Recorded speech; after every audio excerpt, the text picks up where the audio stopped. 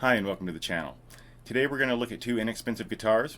These are great guitars for beginners and even intermediate. Now we have the Jackson JS22, which retails for $200.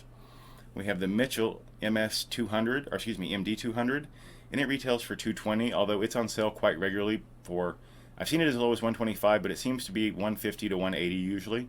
And at the time of this video, it is on sale currently, I believe it was Guitar Center, for $180.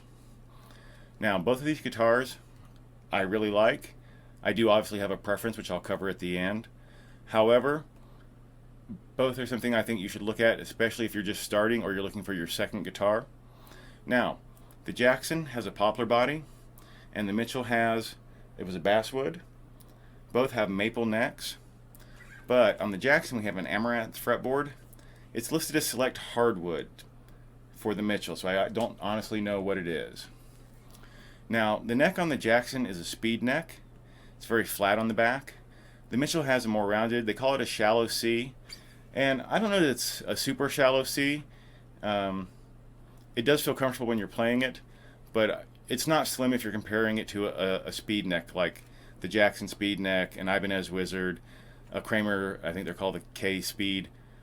So while it's comfortable, it's not as slim as this, but depending on your playstyle, you'll prefer one or the other more than likely. Now, both have 24 frets. We have medium jumbo on the Mitchell, and we have jumbo on the Jackson. As you can see, we have this nice shark fin inlays where we just have the dot offset inlays here. Now, the Jackson has a plastic nut, but it's cut very well. I've had no tuning problems. The Mitchell has a graphite nut. Again, I've had no tuning issues. Both have pretty standard sealed tuners. Not a lot of jump in them. They're not like high-end tuners. I think they're about 14.1, 15.1. But they tune up pretty easily, and they hold tune nicely, especially I do a lot of bends. So they've been put through it, and they do actually hold tune. Now, I did have a problem with the Mitchell. Not a problem, but it did have a little bit of minor fret sprout over time, where the Jacksons I've had have not. Some of that may be due to the binding, but that is something to consider. Now, the necks themselves, the finish, it's listed as a tongue oil on the Mitchell. It doesn't list anything for the Jackson, although there is a light finish you can feel. And neither one has a heavy finish. However, the Mitchell, when it gets hot, if I get a little sweaty playing, or if it's just been sitting a while, it can feel a little tacky without being wiped down. Personally, I would probably sand this with some light sandpaper, just take a little bit of it off. But it's not been a real problem, but I did notice it once or twice while playing. As far as contours, they both have arm contour. I'm sorry, the Mitchell has an arm contour, the Jackson does not. It's an arch top. Both have belly contours, and you have a minor contour at the heel of the Jackson, and you have the nice rounded modern contour on the Mitchell. Both have recessed cavity plates. One issue on this Mitchell, as well as my other one, which is more expensive, the strap buttons came loose almost instantly. They're not like fall out loose, but they spin without much issue. I'm not sure why that is, they're just over drilled, and that can be easily corrected, but both my Mitchells had that issue. Now, on this one we have a TOM style bridge with a string through body, whereas we have a 2-point fulcrum tremolo here, and it does have a full-size block. For controls, on the Jackson we have a standard volume, a tone, and a 3-way switch, whereas on the Mitchell you have a volume, a second volume which is a push-pull for coil split, a master tone, and a 5-way switch.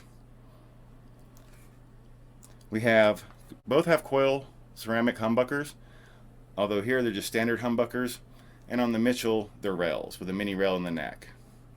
I'm not going to compare the tones. I have videos up for both these guitars. Both sound really good.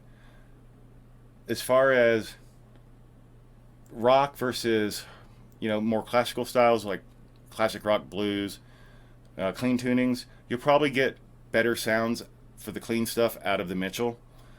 But overall, I think they're pretty equal in pickup sound. But again, check out the videos for both and make your own decision, because pickup sound is one of those things that is definitely a preference. You can never say one's better than the other.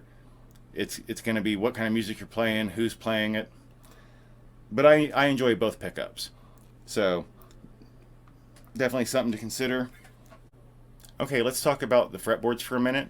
The Amaranth fretboard that we have here, it's got a 12 to 16 inch compound radius, and it is bound. Whereas the Mitchell, as I said before, it's unbound. It is a 13.75 radius with select hardwood. To me, it looks a lot like Indian Laurel.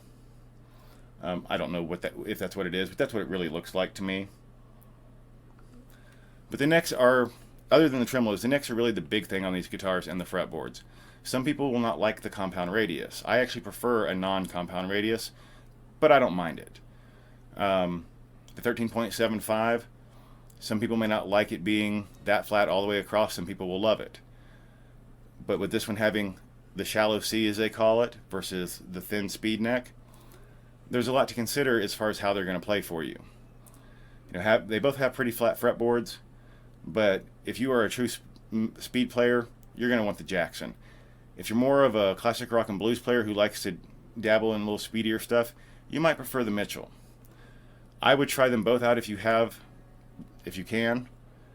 If you can't, I would recommend the Jackson. If you just had to pick one blind, I would definitely recommend the Jackson. And I'm not going to pull up the numbers, but when I went through and compared everything, gave it a 1 out of 5 scale, the Jackson came in at a 4.6 and the Mitchell came in at a 4.1. And that's really about how I think they rate. The Jackson's a little bit better overall than the Mitchell. The Mitchell can do a little bit more as far as the coil split, but then again, it doesn't have a tremolo, so the Jackson can do more when you're talking about stuff like whammy bar. So I feel like they're very comparable guitars, but also very different, to where you'll probably want one or the other. But I don't think you can go wrong with either one for the money. I mean, you're talking $200 guitars. They both sound good. They both feel good. I've had several Jacksons for long periods of times. I've had this Mitchell now for well over a year. They both hold up. I'm not having to tweak the truss rods. The electronics have held up great. The tuning's still holding up just like it did the first day I got them. So overall, they're both good choices. However, if I had to pick one over the other, like I said, I would take the Jackson. Even though it's a flatter neck that's not going to be right for everybody, I do feel the overall quality is just a little bit better. Well, I hope you enjoyed the video. If you like this kind of content, please click like and subscribe. Leave me some comments. I'd love to hear from you. Until next time, keep playing.